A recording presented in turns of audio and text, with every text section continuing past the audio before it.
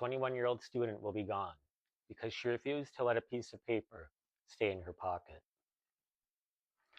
There were no weapons, no maps, just a stack of leaflets falling through the empty air of a university hall. The cost of that gravity is the end of her life. I've stood in moments where the air felt heavy, but never anything like this. Sophie Scholl and her brother Hans are standing before the People's Court. The judge, Roland Freisler, isn't looking for a legal argument. He's looking for a sacrifice. The stakes here are not just the lives of two siblings.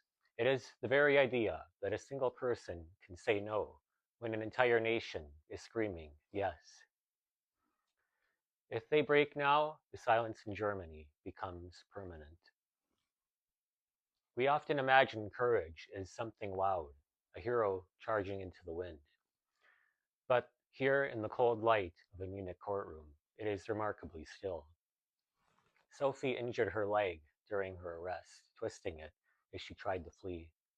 She is using crutches. Yet, she isn't shrinking. She looks solid, almost immovable. The group Sophie was a part of, the White Rose, was never a military order. It was just a group of friends who realized that doing nothing is a form of permission. They spent their nights with a borrowed mimeograph machine in a back room, getting ink on their fingers, printing words like freedom and honor. It feels small, almost clumsy, to think that machine and some paper could threaten a regime with millions of soldiers.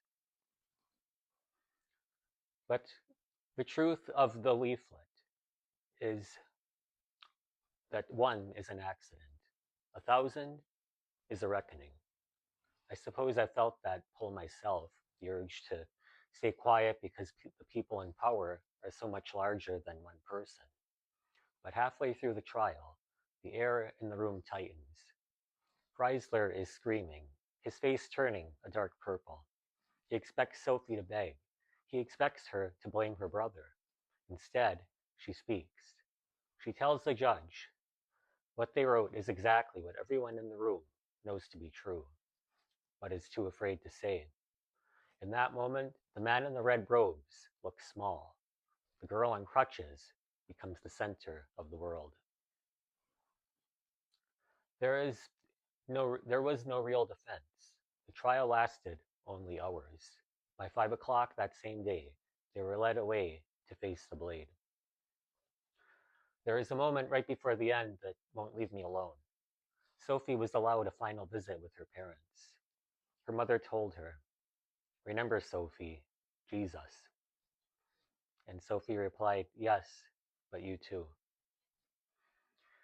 It is so human. It is not a murder slogan. It's just a daughter saying goodbye.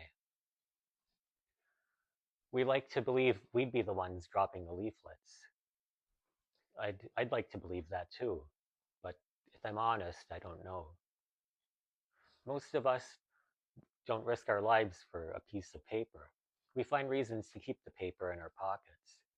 We tell ourselves it wouldn't have made a difference. As Sophie had written not long before her arrest, what does my death matter if through us thousands of people are awakened and stirred into action? Her leaflets didn't stop the war. They didn't topple the government. But they did something more permanent. They proved that a soul does not have to match the darkness outside. It proved that truth, once released, cannot be gathered back up. I look at my own life, at the small silences I keep to stay comfortable, and I think of that stack of paper falling through the Munich air. I hope I'm not the kind of person who keeps his own leaflet folded when it needs to be released. I'm still learning how to stand when the room starts to scream. Justice is a heavy thing to carry on crutches, but a single sheet of paper can still change things.